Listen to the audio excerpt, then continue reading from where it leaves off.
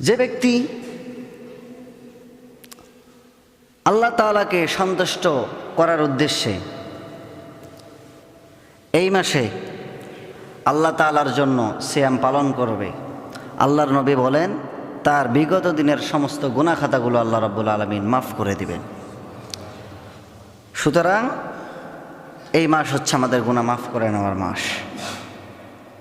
নবী করিম সাল্লাল্লাহু আলাইহি সাল্লাম বলেছেন যে মান সামা রমাদানা ঈমানান ওয়া ইহতিসাবান গুফিরা লাহু মা তাকদ্দামা মিন যামবিক।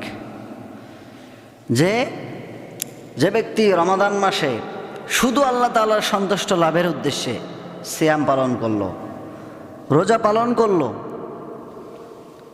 আল্লাহ রাব্বুল আলামিন গুফিরা লাহু মা তাকদ্দামা মিন যামবিক, আল্লাহ তাআলা সেই ব্যক্তির বিগত দিনের সমস্ত গুনাহ খাতাগুলো মাফ করে দেন। সুতরাং আমাদেরকে শুধু আল্লাহ তাআলার সন্তুষ্টের জন্য রোজা রাখতে হবে, সিয়াম পালন করতে হবে। এটা হলো 1 নাম্বার রোজাদারদের জন্য মর্যাদা। 2 নাম্বার হলো যদি কোনো ব্যক্তি আল্লাহ তাআলার এই রমজান মাসে সিয়াম পালন করে একটি রোজাও যদি পালন করে সেই ব্যক্তি মারা যায়, তথা রোজা পালন করা অবস্থায় যদি মারা যায়, আল্লাহ তাআলা সেই ব্যক্তিকে মাফ করে দেন। জোরে বলে সুবহানাল্লাহ। সেই ব্যক্তির জীবনের গুনাহ খাতাগুলো মাফ, যে সিয়াম পালন করা অবস্থায় মারা গেল, রোজা রাখা অবস্থায় মারা গেল, তার জীবনের সমস্ত গুনাহ আল্লাহ তাআলা মাফ করে দেন, তাদের মর্যাদা দেন সিয়াম পালন করার জন্য।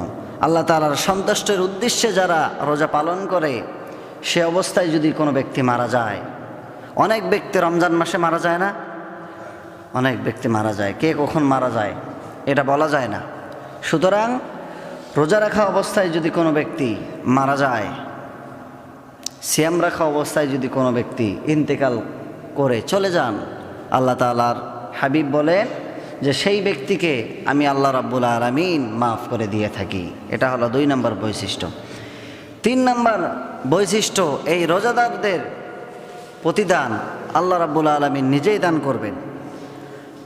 এই রোজার সওয়াব তথা নেকি এটা অন্য কেউ দেবে না, এটা একমাত্র আল্লাহ রাব্বুল আলামিন তার বান্দার জন্য স্পেশালভাবে তিনি রেখে দিয়েছেন, তিনি তার বান্দাকে দেবেন।